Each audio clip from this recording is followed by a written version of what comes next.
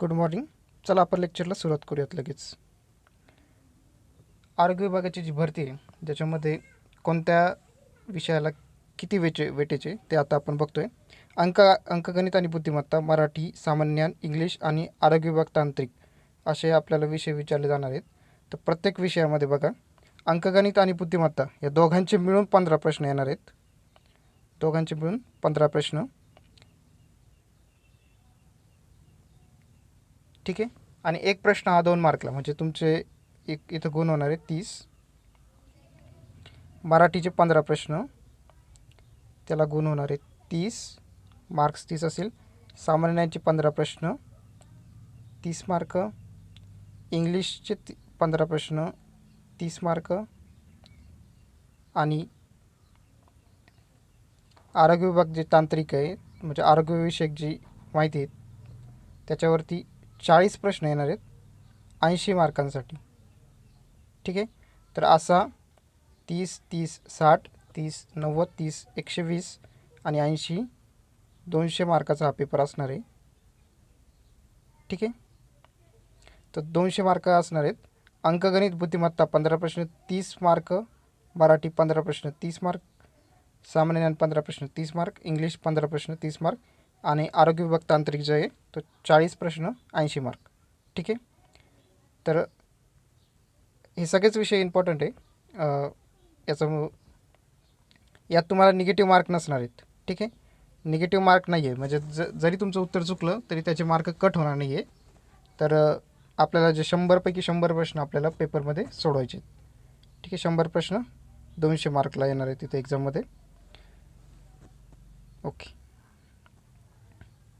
आत्ता आपण अंकगणित ह्या विषयापासून सुरुवात करणार आहे. अंकगणितामधलं संख्या हे जे पहिलं प्रकरण आहे ते आज आपण बघणार आहे. याच्यावरती एक्झाममध्ये हमखास प्रश्न असतात. कमीत कमी 2 प्रश्न तुम्हाला संख्या या प्रकरणावरती दिसतील. ठीक आहे. तर आपण सुरुवात करूया. 2 प्रश्न म्हणजे 4 मार्क आणि सिलेक्शनसाठी 1 मार्क महत्त्वाचा असतो. तर जे लेक्चर्स आहेत ते काळजीपूर्वक ऐकायचे. जो मी अभ्यास देईल लेक्चर संपल्यानंतर, तुम्हाला काहीतरी अभ्यास असेल तो अभ्यास वेळच्या वेळ पूर्ण करा. ठीक आहे. आणि आपल्या टेस्ट सिरीज आहे, रोज संध्याकाळी 6 किंवा 7 वाजता आपल्या ॲपमध्ये टेस्ट तुम्हाला उपलब्ध होतील. त्यास दररोजच्या दररोज सोडवण्याचा प्रयत्न करा. आणि जर काही कन्सेप्ट राहिले असेल तर ते मला त्याच दिवशी लगेच विचारत जा, म्हणजे तुमचे कन्सेप्ट क्लिअर होतील. ठीक आहे. तर संध्याकाळी आपण शंका निरसनासाठी वेळ देऊयात. चला सुरू करूयात लेक्चरला. संख्या, पहिलंच प्रकरण आपलं. प्रकरण पहिलं संख्या. संख्या. ठीक आहे. आता मी जास्त वेळ नाही घेत तुमचा, कारण की संख्या वगैरे तुम्ही आतापर्यंत शिकलेल्याच आहेत. तर फक्त एक फास्ट आपण रिव्हिजन करूया त्याची. संख्या कोणत्या असतात? संख्या म्हणजे आपण गणितामध्ये जे वापरतो, जे नंबर्स वापरतो, 0 ते 9 हे अंक वापरतो, यांच्यापासून संख्या तयार होतात. 0 ते 9. ठीक आहे. 0, 1, 2, 3, 4, 5, 6, 7, 8 आणि 9 या संख्या, हे जे संख्याचिन्ह आहे यांचा आपण वापर करतो संख्या दर्शवण्यासाठी. तर हे एवढं इम्पॉर्टंट नाही आहे. संख्यांचे एकूण 18 प्रकार आहेत. तर ते सगळे महत्त्वाचे नाही आहेत. आपल्याला जे जे महत्त्वाचं आहे ते आपण बघणार आहेत. काळजीपूर्वक लेक्चर ऐकायचं आहे. ठीक आहे. तर पहिलाच प्रकार आहे आपला संख्यांमधला नैसर्गिक संख्या. कोणता प्रकार? नैसर्गिक संख्या म्हणजे नॅचरल नंबर्स. नॅचरल नंबर म्हणजे काय? नॅचरल नंबर्सला मोज संख्या असं म्हणतात. मोज संख्या असंही म्हणतात. मोज संख्या. मोज संख्या का म्हणतात बघा. कारण आपण त्यांचा वापर वस्तू मोजण्यासाठी करतो. आपण त्यांचा वापर वस्तू मोजण्यासाठी करतो. आणि वस्तू मोजताना आपण कुठून सुरुवात करतो? 1 पासून करतो, 0 पासून नाही करत. समजा काही वस्तू आहे समजा आपल्याकडे, समजा खुर्च्या आहेत, 10 खुर्च्या आहेत. तर आपण सुरुवात कशी करणार? 1, 2, 3, 4 म्हणून त्यांना नैसर्गिक संख्या कुठून स्टार्ट होतात? कुठून सुरुवात होते? 1 पासून सुरुवात होते. ठीक आहे. नैसर्गिक संख्यांची सुरुवात ही 1 पासून होते. सर्वात लहान नैसर्गिक संख्या कोणती? 1 आहे. त्यांना मोज संख्याही असं म्हणतात. मोज संख्या का म्हणतात? कारण की आपण त्यांचा वापर वस्तूंना मोजण्यासाठी करतो. ठीक आहे. त्यांना मोज संख्या असं पण म्हणतात. आणि ह्या अनंत प्रमाणात आहेत, म्हणजे अनंत नैसर्गिक संख्या आहेत, इन्फिनिटीपर्यंत. म्हणजे आपल्याला शेवटचा नंबर माहीत नाही. बघा, 1, 2, 3, 4, 5, 6, 7, 8, 9, 10 ह्या टाईपमध्ये मोज संख्या आहेत. सर्वात लहान मोज संख्या किंवा नैसर्गिक संख्या काय? ती कोणती? ती 1. लक्षात राहील ते. तुम्ही नोटबुक करा. गणित बुद्धिमत्तासाठी एक नोटबुक स्पेशल सेपरेट पाहिजे, कारण की याचा आपण मॅक्झिमम सराव करणार आहे. आणि बाकीच्यांसाठी तुम्ही ज्या PDF नोट्स आहे त्या रेफर केल्या तरी चालतील, किंवा हव्या असेल तर त्याच्यासाठी पण नोटबुक करा आणि ते नोट्स काढून ठेवत चला. ठीक आहे. गणित आणि बुद्धिमत्तासाठी स्पेशल नोटबुक आपल्याला लागणारच आहे. नैसर्गिक संख्या आला असेल लक्षात.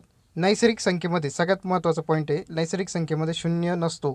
ठीक आहे. आपण जर वस्तू मोजायला सुरुवात केली तर आपण शून्यापासून करतच नाही ना, तर लक्षात राहू द्या, नैसर्गिक संख्यांमध्ये शून्य नसतो. शून्य नसतो. सर्वात लहान नैसर्गिक संख्या कोणती आहे? 1. पूर्ण संख्या होल नंबर. आता नैसर्गिक संख्यामध्ये शून्य जर मिळवला, म्हणजे शून्य जर टाकला त्याच्यामध्ये, तर ज्या संख्या तयार होतात त्यांना काय व्हायचं? पूर्ण संख्या म्हणायचं. काय म्हणायचं? पूर्ण संख्या. नैसर्गिक संख्या आणि शून्य मिळून जो संख्यांचा समूह तयार होतो त्याला काय म्हणायचं? पूर्ण संख्या असं म्हणायचं. म्हणजे पूर्ण संख्यांची सुरुवात शून्यापासून होते. 0, 1, 2 आणि पुढं अनंतपर्यंत. ठीक आहे. 1, 2, 3 असं 0, 1, 2, 3 असं पुढं अनंतपर्यंत. सर्वात लहान पूर्ण संख्या कोणती आली? सर्वात लहान पूर्ण संख्या आली 0. सर्वात लहान पूर्ण संख्या कोणती आली? 0 आली. ठीक आहे. याच्यामध्ये ज्या निगेटिव्ह म्हणजे ऋण संख्या असतात त्या याच्यामध्ये नसतात. पूर्ण संख्या कुठून स्टार्ट होतात? शून्यापासून सुरुवात होते त्यांची. ओके. आणि त्या अनंतपर्यंत असतात. ठीक आहे. इथपर्यंत आलं असेल लक्षात. याच्या टाईपचे कोणते MCQ येतात ते आपण तुम्हाला टेस्टमध्ये कळेल. आज संध्याकाळी आपली टेस्ट होईल ना, त्याच्यामध्ये तुम्हाला कशा प्रकारचे क्वेश्चन्स वगैरे येतात ते समजेल. तुम्ही फक्त लेक्चर काळजीपूर्वक ऐका, टेस्ट तुम्हाला सोडवायला सोपं जाईल.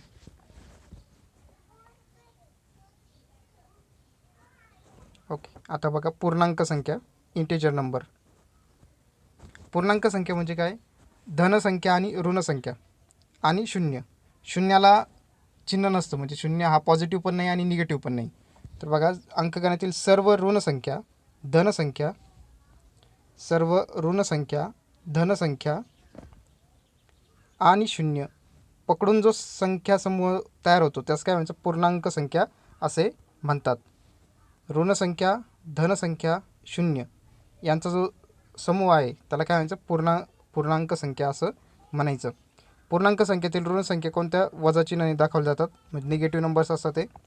धनसंख्या बेरजेच्या चिन्हाने म्हणजे प्लस साईन असतं. शून्य आरंभबिंदू आहे, त्याला चिन्ह लागत नाही, म्हणजे तो पॉझिटिव्ह पण नसतो आणि निगेटिव्ह पण नसतो. शून्य पूर्णांक संख्यांचा काय? मध्यवर्ती बिंदू आहे. पूर्णांक संख्यांचा मध्यवर्ती बिंदू कोणता आहे? 0. ठीक आहे. पूर्णांक संख्येमध्ये दशांश चिन्ह नसतं. ठीक आहे.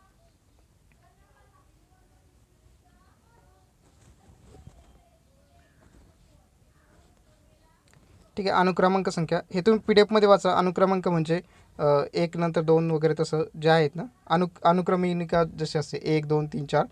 तर हा तसा एवढा महत्त्वाचा पॉईंट नाही आहे. तुम्हाला PDF प्रोव्हाइड करालच. तर त्यात बघा, सिरियल नंबर हा काय आपल्या एक्झाममध्ये विचारला जात नाही शक्यतो. ठीक आहे. जे महत्त्वाचं आहे ते आपण घेऊयात. तसे 18 प्रकार आहे त्याचे संख्यांचे. 18 टाईप्स आहे. ते सगळे महत्त्वाचे नाही आहेत. जे महत्त्वाचे ते मी तुम्हाला सांगतो आहे. पुढं बघा आता,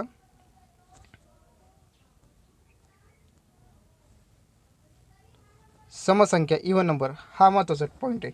याच्यावरती क्वेश्चन येतात, बऱ्याच वेळा क्वेश्चन आलेले आहेत. समसंख्या सगळ्यांना माहिती आहे तसं, पण तरी रिवाईज करा. आणि हा महत्त्वाचा पॉईंट आहे, IMP.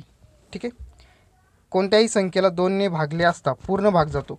कोणत्याही संख्येला 2ने भागले असता पूर्ण भाग जातो, बाकी 0 उरते. अशा सर्व संख्यांना काय म्हणायचं? समसंख्या म्हणायचं. ठीक आहे. 2, 4, 6, 8, 10, 12, 14 अशा अनंतपर्यंत. ठीक आहे. तर हे काय समसंख्या आहे. समसंख्यांचं काही गुणधर्म आहेत, महत्त्वाचे गुणधर्म आहेत, याच्यावरती MCQ येतात. ठीक आहे. कोणत्याही समसंख्येला 2ने भागला असतात, बाकी किती येते? 0 येते, पूर्ण भाग जातो. कोणत्याही 2 किंवा 2पेक्षा अधिक क्रमवार संख्येत फरक कितीचा असतो? 2चा फरक असतो. कितीचा फरक असतो? 2चा. क्रमवार सांगितलेले. क्रमवार समसंख्येतील फरक कितीचा असतो? 2चा असतो. म्हणजे 2 आहे, 2च्या नंतर पुढची क्रमवार समसंख्या कोणती? 4, 4च्या पुढची 6, त्याच्यानंतर 8. बघा ह्या दोघांमध्ये 2चा फरक आहे. 8मधून 6 गेले होते किती होतात? 2 उरतात. 6मधून 4 गेले होते किती होतात? 2 उरतात. 4मधून 2 गेले होते 2 उरतात.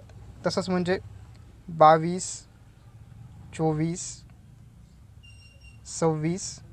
बघा ह्या सगळ्यांमध्ये 2चा फरक आहे. ठीक आहे. तर ह्या टाईपमध्ये क्रमवार समसंख्येतील फरक कितीचा असतो? 2चा फरक असतो.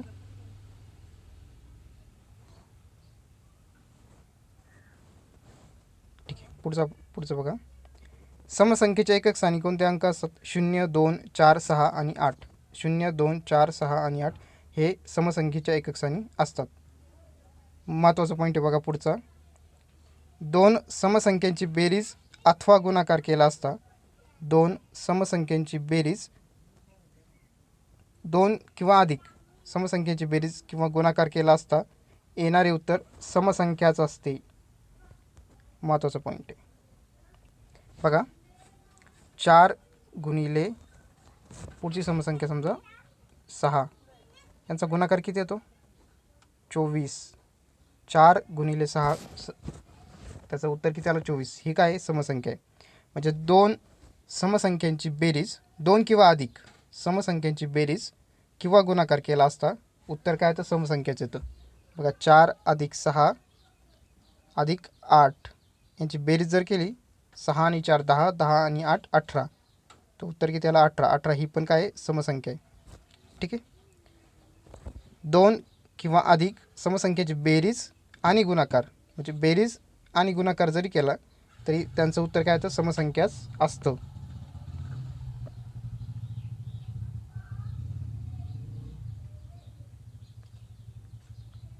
ठीक आहे.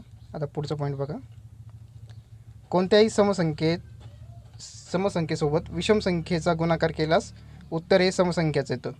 पुढचा पॉईंट. समसंख्येसोबत विषम संख्येचा जरी गुणाकार केला तर उत्तर काय येतं? समसंख्याच येतं. म्हणजे बघा 4 गुणिले 5 ही काय समसंख्या आहे आणि ही काय विषम संख्या आहे. यांचा जर गुणाकार केला तर 20 हे काय येतं? समसंख्या येतं. 20 हे काय आलं? समसंख्या आली. ठीक आहे. सोपं आहे पण कन्सेप्ट तुम्ही लक्षात ठेवा. कोणत्याही समसंख्येसोबत 1ने बेरीज किंवा वजाबाकी केली असता उत्तर हे काय येतं? विषम संख्या येतं. म्हणजे जर त्याच्यामध्ये 1 मिळवला किंवा 1 वजा केला तर उत्तर काय येतं? विषम संख्या येतं. फॉर एक्झाम्पल 10 ही समसंख्या आहे. 10 काय समसंख्या, त्याच्यामध्ये 1 जर मिळवला तर 11 काय येतं? विषम संख्या येतं. किंवा 10मधून 1 कमी केला वजा केला 9 हे काय आलं? विषम संख्या आली. ठीक आहे. 10 आणि 1 11 विषम संख्या उत्तर येतं. 10 वजा 1 म्हणजे कमी केले तरी विषम संख्याच उत्तर येतं. ठीक आहे. तर याच्यावरती MCQ येतात. म्हणजे तुम्हाला वाटत असं नाही सोपं आहे पण MCQमध्ये थोडं कन्फ्युजन होतं.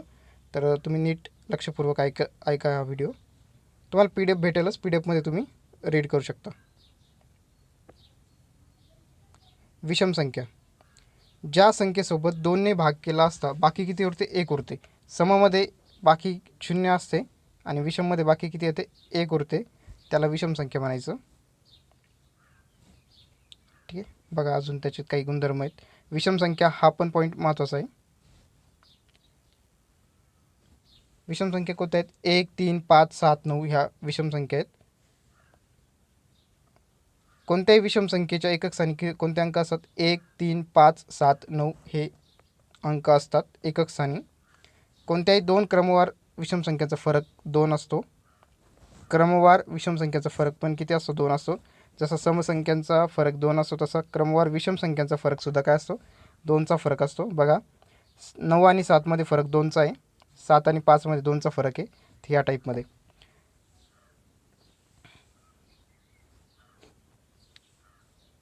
दोन विषम संख्यांची बेरीज किंवा वजाबाकी केल्यास समसंख्या उत्तर येतं. हा महत्त्वाचा पॉईंट आहे. 2 विषम संख्यांची बेरीज अथवा वजाबाकी केल्यास उत्तर काय येतं? समसंख्या येतं. बघा 7 अधिक 9 उत्तर किती आलं? 16. हे काय आलं? समसंख्या आली. आणि बघा वजाबाकी जरी केली 9 वजा 3 उत्तर किती आलं? 6. म्हणजे बेरीज केली किंवा वजाबाकी केली तर उत्तर काय येतं? समसंख्या येतं. विषम संख्यांची बेरीज किंवा वजाबाकी जर केली तर उत्तर काय येतं? समसंख्या येतं. ठीक आहे. आणखी एक महत्त्वाचा पॉईंट आहे बघा तिथं, 2 क्रमवार विषम संख्यांच्या बेरजेला 4ने भाग जातो. 2 क्रमवार विषम संख्येच्या बेरजेला 4ने भाग जातो. क्रमवार सांगितलेलं आहे. ठीक आहे. क्रमवार विषम संख्येच्या बेरजेला 4ने भाग जातो. आपण लगेच एक्झाम्पल बघूयात. एक्झाम्पल पटकन लक्षात येतं. म्हणजे बघा आता क्रमवार विषम संख्या 9, त्याच्या पुढची क्रमवार विषम संख्या होतील 11 येईल. क्रमवार आणि विषम संख्या 9 आणि 11 झाले 20. 20ला 4ने पूर्ण भाग जातो. 4च्या टेबलमध्ये 4 पंचे 20. ठीक आहे. तर ह्या टाईपमध्ये 2 क्रमवार विषम संख्याच्या बेरजेला 4ने पूर्ण भाग जातो. ठीक आहे. पुढचा पॉईंट, कोणत्याही विषम संख्येत 1 मिळवल्यास किंवा वजा केल्यास उत्तर समसंख्या येते. ठीक आहे. जसं विषम संख्येमध्ये 1 ॲड केला आणि 1 मायनस केला तर उत्तर काय येतं? विषम संख्या येतं. समसंख्येमध्ये 1 मिळवला 1 वजा केला विषम संख्या येतं. तसंच विषम संख्येमध्ये 1 मिळवला 1 वजा केला तर उत्तर काय येतं? समसंख्या येतं.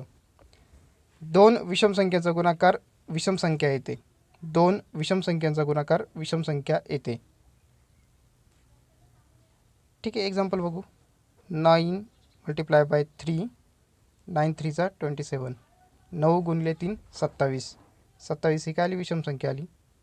2 विषम संख्यांचा गुणाकार विषम संख्या येतो. कोणत्याही विषम संख्येला, ठीक आहे,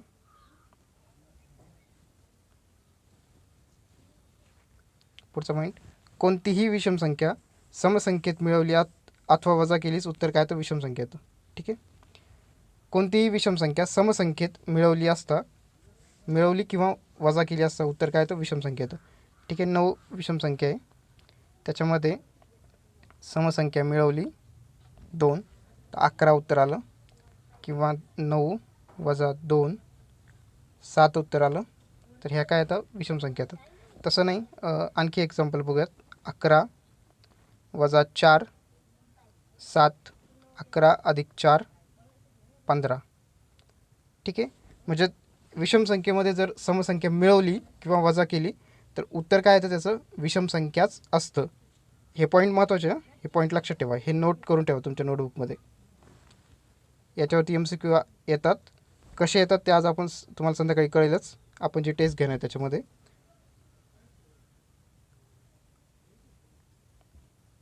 नेक्स्ट पॉईंट, मूळ संख्या. खूप महत्त्वाचा पॉईंट आहे. याच्यावरती हमखास प्रश्न असतोच. तर मूळ संख्या तुम्ही लक्षात घ्या. मूळ संख्या ज्या संख्येला फक्त त्याच संख्येने भाग जातो किंवा 1ने भाग जातो त्या संख्येला काय म्हणायचं? मूळ संख्या असं म्हणायचं. त्याच संख्येने किंवा 1ने, म्हणजे त्याचे फक्त 2च अवयव असतात. एक तर ती स्वतः संख्या आणि 1. तर बघा, अवयव म्हणजे काय असतं ते मी एकदा सांगतो. 12 आहे तर 12ला बघा कशाने भाग जातो? 6ने भाग जातो, 2ने भाग जातो, 3ने भाग जातो आणि 4ने भाग जातो. तर ही 12 काय येईल? ती मूळ संख्या नाही, हे त्याचे फॅक्टर्स पडतात, म्हणजे अवयव पडतात त्याचे. ठीक आहे. तसंच जर आपण 11चं बघितलं, 11ला कोणत्या संख्येने भाग जाईल बरं? दुसऱ्या कोणत्या संख्येने भाग जात नाही. त्याला फक्त 11नेच भाग जाईल किंवा 1ने भाग जाईल. ठीक आहे. म्हणजे 11 आणि 1 हे त्याचे 2च अवयव आहे. ठीक आहे. म्हणजे त्याचे काय 2 फॅक्टर आहे. तर 11 ही काय आली? मूळ संख्या आली. समजलं?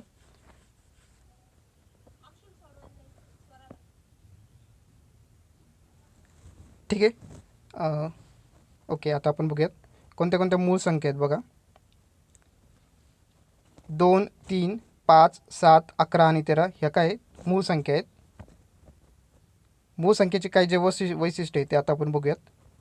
2 ही एकमेव सममूळ संख्या आहेत. लक्षात राहू द्या, हे डायरेक्ट पाठच झालं पाहिजे. 2 ही काय समसंख्या पण आहे आणि मूळ संख्या एकमेव सममूळ संख्या आहे. सर्वात लहान मूळ संख्या 2च आहे. मूळ संख्या खूप आहे, म्हणजे अनंत आहे, इन्फिनिटीपर्यंत आहे. 1 ही मूळ संख्या नाही. 1 ही मूळ संख्या नाही आणि ती संयुक्त संख्या नाही. संयुक्त संख्या आपण थोड्या वेळाने बघणार आहे. मूळ संख्या धनपूर्णांक संख्या असतात, म्हणजे ते पॉझिटिव्ह नंबर असतात. मूळ संख्या काय असतात? पॉझिटिव्ह नंबर असतात. ठीक आहे. सर्वात लहान मूळ संख्या 2 आहे. ती एकमेव सम मूळ संख्या आहे, लक्षात राहू द्या. एकमेव सम मूळ संख्या कोणती? 2 आहे. ठीक आहे. ह्या काही 100पर्यंतच्या मूळ संख्या ना तुमच्या लन असल्या पाहिजेत. 100पर्यंतच्या मूळ संख्या तुमच्या लन असल्या पाहिजेत. त्यातलं काही महत्त्वाचे पॉईंट बघा. 100पर्यंत 25 मूळ संख्या आहेत. 1 ते 100पर्यंत किती मूळ संख्या आहेत? 25 मूळ संख्या आहेत. 25. 100पर्यंत 25 मूळ संख्या आहेत. आणि त्यांची बेरीज बघा 1060 येते. त्यांची जर बेरीज कधी कधी विचारली जाते. ठीक आहे. बेरीज पण विचारली जाते. त्यांची बेरीज किती? 1060 आहे. ठीक आहे. म्हणजे नंतर बेरीज नाही करत बसायची, ती डायरेक्ट लक्षात राहू द्या. 1060 त्यांची बेरीज आहे. 100पर्यंत मूळ संख्या आहे ना, त्या किती? एकूण 25 आहे. त्यांची बेरीज 1060 येते. तर त्या मूळ संख्या पण तुमच्या लन पाहिजे. कोणत्या कोणत्या आहेत मूळ संख्या बघा.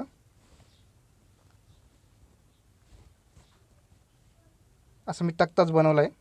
मूळ संख्या तुम्ही डायरेक्ट नोट करून घ्या. 1 ते 10पर्यंत कोणत्या आहेत? 2, 3, 5 आणि 7. 1 ते 10मध्ये 2, 3, 5 आणि 7. 11 ते 20मध्ये 11, 13, 17, 19. 11, 13, 17, 19. 21 ते 30मध्ये 23 आणि 29. 31 ते 40मध्ये 31 आणि 37. 41 ते 50मध्ये 41, 43, 47. 51 ते 60मध्ये 53, 59. 61 ते 70मध्ये 61, 67. 71 ते 80मध्ये 71, 73, 79. आणि बघा पुढचं 81 ते 90मध्ये 83, 89. आणि 91 ते 100मध्ये एकच आहे, 97. ठीक आहे. अशा एकूण किती? 25 मूळ संख्या आहेत. त्या तुम्ही नोट करून ठेवा, त्या तुम्ही पाठ करा. ठीक आहे. आणि त्यांची बेरीज पण लक्षात ठेवा. किती? 1060 बेरीज आहे. तुम्ही करू शकता ती. ओके. 1060 त्यांची बेरीज येते. तर याच्यावरती आपण राहिलेला जो पार्ट आहे तो आपण उद्या घेऊ. ह्या पार्टवरती MCQ कसे येतात एक्झाममध्ये, तर याच्यासाठी आपण एक टेस्ट अरेंज करूयात. संध्याकाळी 6 किंवा 7 वाजता टेस्ट भेटेल. ही PDF तुम्हाला तुमच्या व्हॉट्सअप नंबरवरती भेटून जाईल. ओके. आणि आज दुपारी परत 3 वाजता एक दुसरं लेक्चर होईल. ठीक आहे. तर 3 वाजताच्या लेक्चरला पण तुम्ही 3 वाजता पण लेक्चर तुम्ही अटेंड करा. ठीक आहे.